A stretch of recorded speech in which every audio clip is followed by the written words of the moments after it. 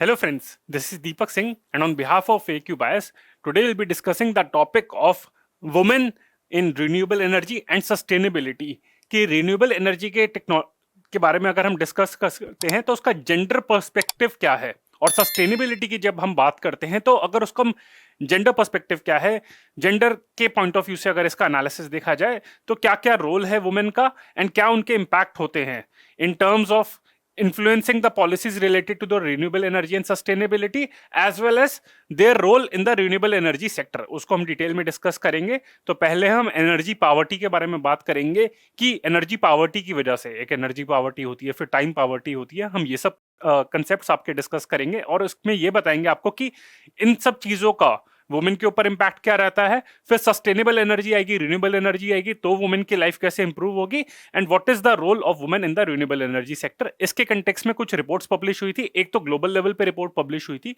और दूसरी report India के कंटेक्स्ट में हुई थी, पब्लिश हुई थी 2019 में।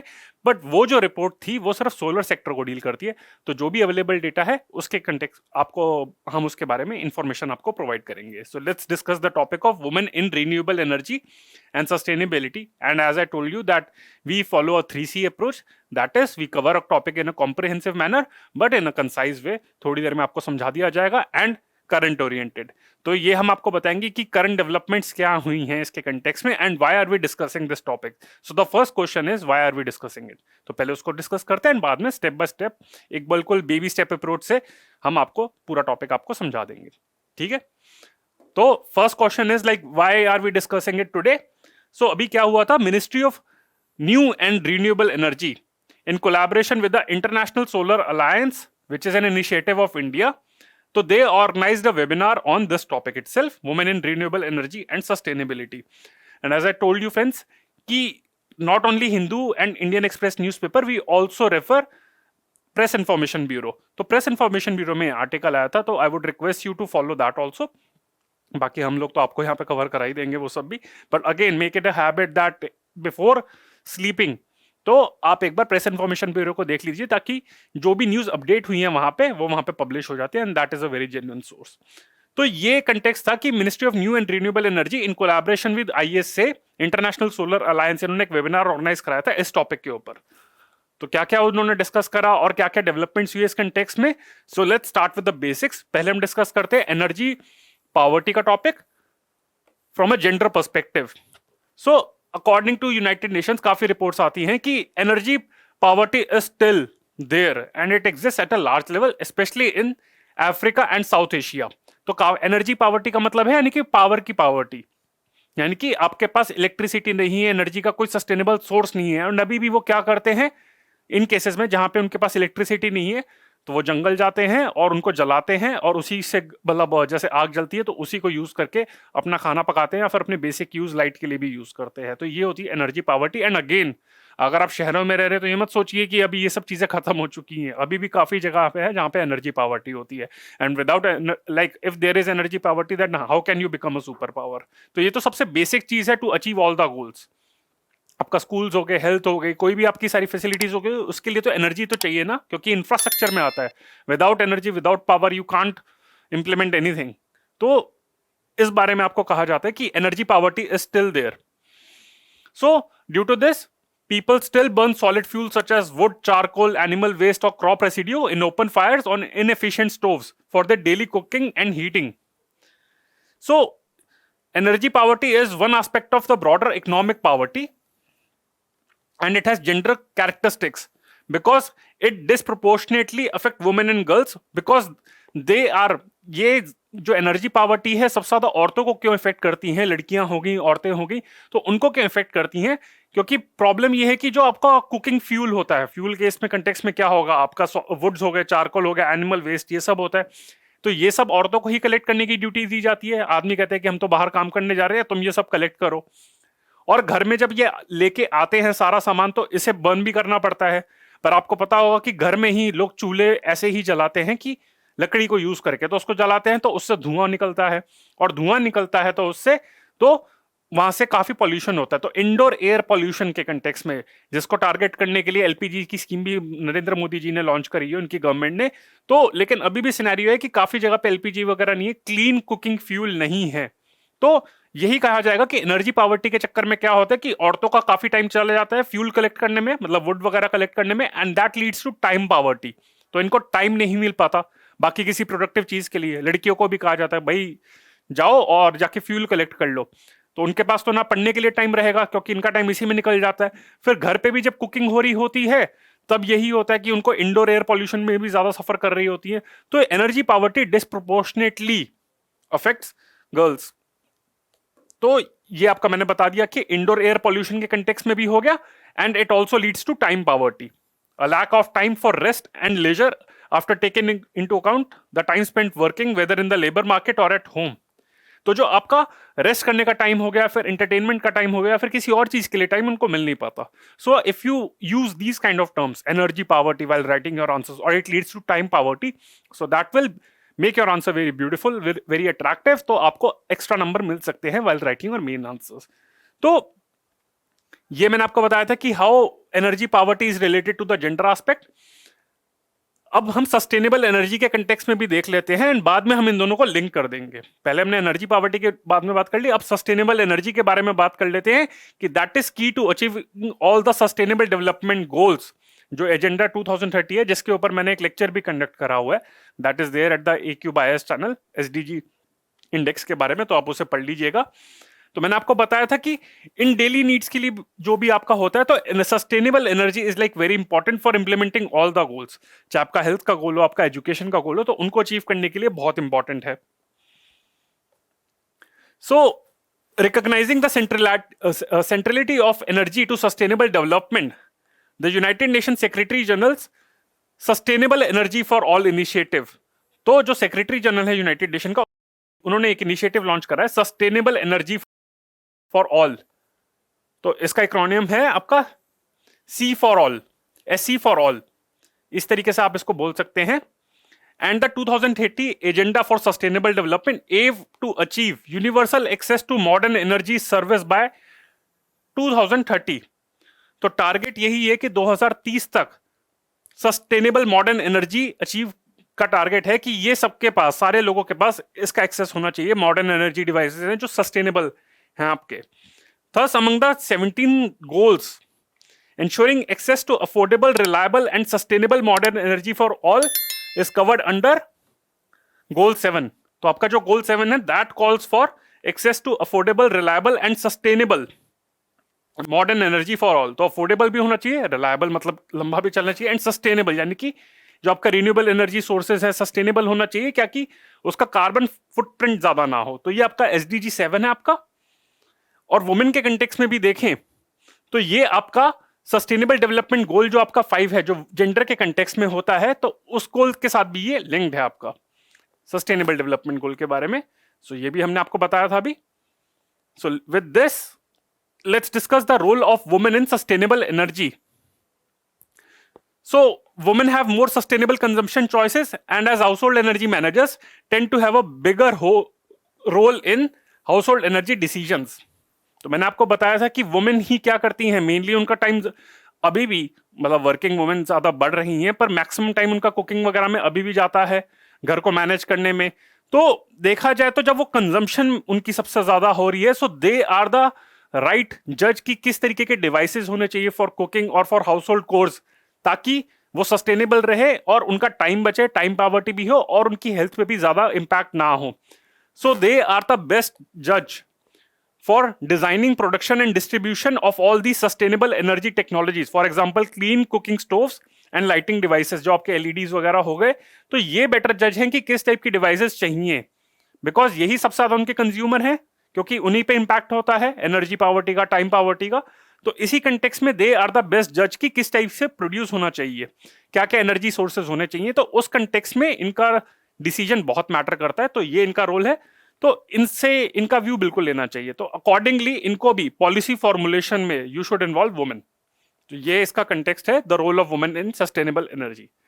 अब हम एक रिपोर्ट पढ़ते हैं, and that report was released by an agency by the name of IRENA, international renewable energy agency. So in 2019 it released a report by the name of renewable energy a gender perspective. 2019 में report release करती for the global level. तो इसने ये तो हमने link कर दिया था कि जेंडर एंड सस्टेनेबल एनर्जी का एनर्जी पावर्टी से क्या लिंक है। अब हम बात करते हैं स्पेशली, वो हमने सस्टेनेबल एनर्जी के कंटेक्स्ट में डिस्कस करा था, अब और इसको थोड़ा सा और एक स्टेप आके लेके जाते हैं और हम रिन्यूएबल एनर्जी सेक्टर के कंटेक्स्ट में डिस्कस करते हैं कि क्या फाइंडिंग्स रही हैं, वुमेन का क्या रोल रहा है, कौन सी लीडरशिप पोजीशंस पे है नहीं है, उसके बारे में डिस्कस करते हैं कि क्या क्या बैरियर्स उनको फेस करने पड़ते हैं। Okay friends, so present scenario देखें तो women represent 32% of the full time employ of all the organizations which were surveyed by this report, which is higher than the 22% average in the global oil and gas industry.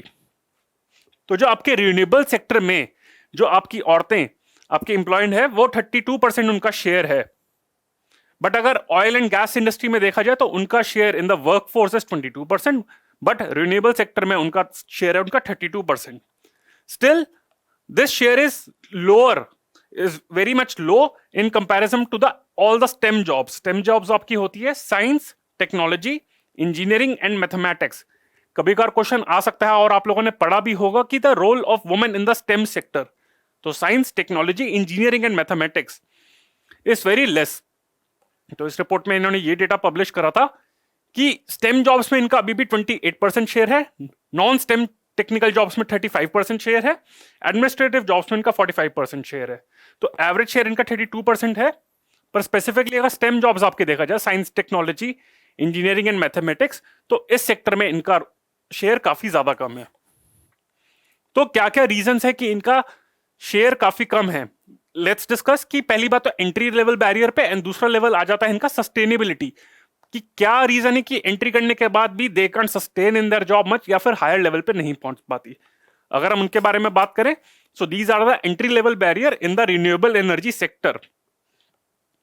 First is perception of gender roles, lack of career information and networks, prevailing hiring practices and unequal access to career entry points, and women's participation in STEM fields and misperceptions of career pathways. So these are the key reasons that women can't enter this sector, renewable energy sector में.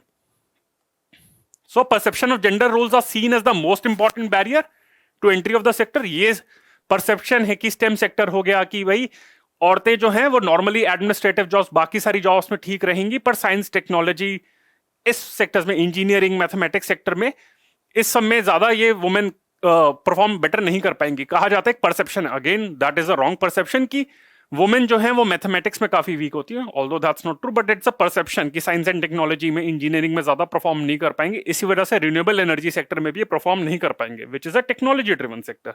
तो ये जो perception of gender roles है, gender stereotypes हैं, वो सबसे बड़ा barrier है. And these perceptions are driven by cultural and social norms that influence many of the fundamental decisions. STEM skills are critical to many career points in renewables, but because of prevailing views of women's ability, women continue to have a limited presence in these fields. तो इसी वजह से there are lack of career information, उनको इसके बारे में ज्यादा information होती नहीं है, और इसी वजह से उनका नेटवर्किंग भी काफी पुअर होती है. उनको बारे में पता नहीं होता, उनका जो नेटवर्क सर्कल होता है तो उनके बारे में भी, उसमें भी वही लोग होते हैं जो इस फील्ड में नहीं होते. तो प्रॉपर नेटवर्किंग नहीं होती, या फिर आदमी भी इनको नहीं बताते इसके बारे में, कि परसेप्शन होती है कि यार तू रिन्यूएबल एनर्जी सेक्टर में क्या जाके करेगी, तो इसलिए वो बताते ही नहीं है कि probably she won't go to that sector. इसी वजह से नेटवर्किंग, काफी जॉब्स आपकी नेटवर्किंग के चक्कर में लगती है, तो इस वजह से आपको पता नहीं चल सकता. तो ये आपके रीजंस हो गए: perception of gender roles, lack of career information and network, prevailing hiring and unequal access to career entry points, and women's participation in STEM fields and misperceptions of career pathways. तो उनकी already STEM fields में काफी कम participation है, जो translate होती है renewable energy में. तो ये आपके रीजंस हो गए. Now barriers to retention and career advancement. तो यानी कि अगर आप एंटर भी कर गए हैं तो भी आप हायर लेवल पे नहीं जा सकते. मतलब मैनेजमेंट में देखा जाए, अगर हायर मैनेजमेंट में देखा जाए, बोर्ड, कंपनी के बोर्ड्स में जो होते हैं, तो उनकी representation like in all the sectors इसमें भी काफी कम है, और इसमें कुछ ज्यादा कम है as compare to the other sectors. तो इसके भी क्या क्या रीजंस हैं, इसके रीजंस हम डिस्कस कर लेते हैं. First is glass ceiling, that is board के लेवल पे अगर देखा जाए. So in close to men represent at least 75% of the board members. तो जो 50% जो भी आपके प्राइवेट जिन्होंने पार्टिसिपेट करा था इस सर्वे में, तो उसमें यही देखा गया था that main represent at least 75% of board members. तो वुमेन का शेयर इज लेस देन 1/4, 25% से भी शेयर कम है इनका बोर्ड में, तो this is known as glass ceiling, की हायर बोर्ड जो आपका मैनेजमेंट बोर्ड हो गया, कंपनी बोर्ड हो गया, उसमें कितनी पार्टिसिपेशन है। सो एक हो गया। Then women frequently face the double burden of balancing work and family, जो हर सेक्टर में है, specially during the child bearing years. ये अगेन ये कॉमन रीजन है जो रिन्यूएबल एनर्जी सेक्टर में भी होता है। Then mobility requirements and difficult work schedules are demanding for women, तो ये भी काफी ज्यादा हो जाता है कि उनके लिए वर्कलोड भी काफी ज्यादा रहता है, तो जो घर के साथ उनको जो अपना काम है वो बैलेंस करने में मुश्किल होता है। वेज इनइक्वालिटीज के काफी इशू है जो हर सेक्टर में होता है, यहां पे भी काफी ज्यादा है। Close to two-thirds of the respondents believe that women in renewable energy earn less than men in the same position. तो जो वेज इनइक्वालिटी की थी, तो इन्होंने सर्वे में यही करा कि 66% अराउंड जो इन्होंने भी रिस्पॉन्ड करा था, उन्होंने यही कहा था कि हाँ, there is a perception that women earn less even if they are like working in the same position. तो ये वेज इनइक्वालिटी हो गया।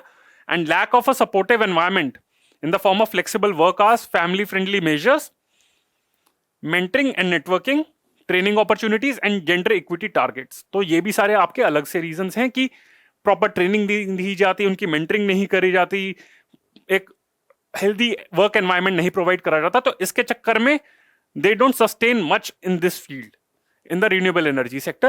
So these are the reasons why women don't enter the renewable energy sector, or why don't they sustain. And but what is the way forward? Like what should be done to change this scenario for women in the renewable energy sector and sustainable energy sector? First is we have to attract and retain talent through following policies so as to ensure that women can manage their work life and personal life. Then challenge the cultural and social norms, उसको challenge करना चाहिए, perception change करनी चाहिए। Then mainstream all the gender in the energy sector frameworks, तो यानी कि ये ensure करना चाहिए कि पॉलिसी मेकिंग और प्रोग्राम डिजाइन में कि ऐसा नहीं है कि जो वुमेन है उनको एक्सक्लूड कर दिया जाए। अगर प्रोग्रेसिव पॉलिसीज भी कुछ अगर फॉलो करनी चाहिए तो वो भी फॉलो करनी चाहिए। And then ensure that women are given proper mentoring and training, उनकी स्किल डेवलपमेंट भी होनी चाहिए so as to ensure that women work in this field. So these are the reasons and these are the solutions. तो हमने reasons भी discuss कर लिए कि क्या क्या reasons हैं which act as a barrier for women to enter the renewable energy sector and to sustain, and then we discuss the what should be done to change this scenario. तो ये तो था global level पे। Now let's talk about the Indian level. India में क्या scenario है? तो again proper renewable energy sector, renewable energy में काफी सारे sectors आते हैं आपके, तो उस पर study नहीं है, पर एक study हुई थी in solar sector, and that too rooftop solar sector. So women working in the rooftop solar sector in India, this report was released in 2019 by IEA. तो इसने रिपोर्ट रिलीज करी थी। अब ये क्या रिपोर्ट थी? That women account for an estimated 11% of the workforce in the rooftop solar sector in India, which is way less than the global average of women in the renewable energy sector at 32%. जो हमने बात करी थी तो काफी ज्यादा कम है इस टाइम पे ग्लोबल लेवल पे। अगर 32% ओवरऑल रिन्यूएबल एनर्जी का है, पर अगर इंडिया में रिन्यूएबल एनर्जी सेक्टर के लिए, ओवरऑल रिन्यूएबल एनर्जी सेक्टर के लिए तो उन्होंने कोई स्टडी रिलीज नहीं करी, बट सोलर रूफटॉप सेक्टर को ही अगर सिर्फ देखें तो सिर्फ 11% वुमेन है उसमें out of the total workforce. However, like at the global level, it is higher than the percentage of women in coal, oil and gas companies. तो उन सेक्टर से तो कंपैरिजन में काफी ज्यादा रिप्रेजेंटेशन है रिन्यूएबल एनर्जी सेक्टर में। अगर सेक्टर वाइज भी देखा जाए तो women participation varies across the value chain. जैसे आपका डिजाइन हो गया, प्री कंस्ट्रक्शन फेज हो गया, तो उसमें which offer mostly office based position have a higher share of women, जिसमें 18 से 34% में वेरी करता है। तो डिजाइनिंग फेज में, प्री कंस्ट्रक्शन फेज में, बट कंस्ट्रक्शन में, कमिश्निंग में, जब वहां पे एक्चुअली इक्विपमेंट को कंस्ट्रक्ट करा जाता है, इंस्टॉल करा जाता है, तब वुमेन का शेयर हो जाता है सिर्फ 3% के अराउंड, मतलब 1 से 3% के बीच में होता है। तो यानी कि जब ऑफिस बेस्ड वर्क होता है तो वहां पे वुमेन को एम्प्लॉय करा जाता है, बट फील्ड वर्क जो होता है रिन्यूएबल एनर्जी सेक्टर में, तो वहां पे वुमेन बहुत कम शेयर है। सो रीजंस उसके वही है जो हमने डिस्कस करा था ग्लोबल लेवल पे कि वही है, सेफ्टी इंश्योर नहीं करी जाती। इस स्टडी ने भी वही मेन रीजंस दिए थे कि परसेप्शन है कि वही औरतें इस चीज में काम नहीं कर सकती, स्टेम फील्ड्स में इनको रिक्रूट नहीं करना चाहिए, इनका दिमाग ज्यादा नहीं चलेगा, although it's a wrong perception. फिर सेफ्टी एनवायरनमेंट है, सेफ्टी इश्यूज हो गए वहां पे, फैमिली फ्रेंडली पॉलिसीज नहीं है कि so that to ensure that they are able to balance their work life and professional life. तो इस चीज के रिलेटेड यही रीजंस हैं, एंड सोसाइटल नॉर्म्स थोड़े इंडिया में और ज्यादा हैं। तो इसी चक्कर में क्या क्या उन्होंने रिकमेंडेशन दी है कि वही है that policy makers can increase policies to accelerate the deployment of rooftop solar. पहली बात तो ये है कि ओवरऑल ही जो आपकी रूफटॉप सोलर रूफटॉप पैनल्स हैं उनको ज्यादा उसको प्रमोट करना चाहिए, इंस्टॉल करना चाहिए, एंड उसके बारे में अवेयरनेस लगानी चाहिए कि ये जो सेक्टर है इसमें भी वुमेन को काम करना चाहिए, इसमें भी वुमेन को आगे आना चाहिए। So these are the recommendations, and the rest of the recommendations are similar to the recommendations made in the report, which was delivered for the at the global level. तो जहाँ पे global scenario उन्होंने दिया था तो same recommendations वही हैं, but India के context में ये specific statistics थी। So friends, with this we have covered the topic of women in renewable energy and sustainability in a 3C approach of comprehensive, concise yet current oriented. तो हमने सारी recent report भी discuss कर ली global level पे, India के level पे, और क्या क्या इनिशिएटिव्स लिए जा रहे हैं, सस्टेनेबल डेवलपमेंट गोल्स में भी क्या क्या इनिशिएटिव्स हैं, क्या क्या टारगेट है। एंड हमने energy poverty and time poverty का भी टॉपिक डिस्कस करा, तो एटलीस्ट ये टर्म्स यूज कर लेना, इनको याद रखना। So friends, I hope you like this lecture. If you liked it then please press the like button, share it with as many friends as you can, and subscribe to the channel of ACube IAS. And before ending the lecture, I want to make an important announcement that ACube IAS is launching its fresh foundation batch, new foundation batch, which is being launched on 21st of July. And under this, 800 hours of classes will be provided for general studies, including covering targeting prelims as well as means. Out of that, 10% of the time, यानी कि 80 घंटे जो आपके हैं वो current affairs को dedicate करे जाएंगे, क्योंकि करंट अफेयर्स की काफी ज्यादा वेटेज है। And apart from that, we are also launching our optional batches for history, geography, political science and IR, PSIR, sociology and public administration. And if you have any doubt, then these are our contact numbers. You can have a look at them, and you can always contact us anytime if you have any query. It can be related to strategizing your preparation, it can be related to this lecture, or it can be related to anything. So you can always call us and you can walk into our office. We are open in Rajendra Nagar. So friends, this is Deepak Singh on behalf of ACube IAS. Bye.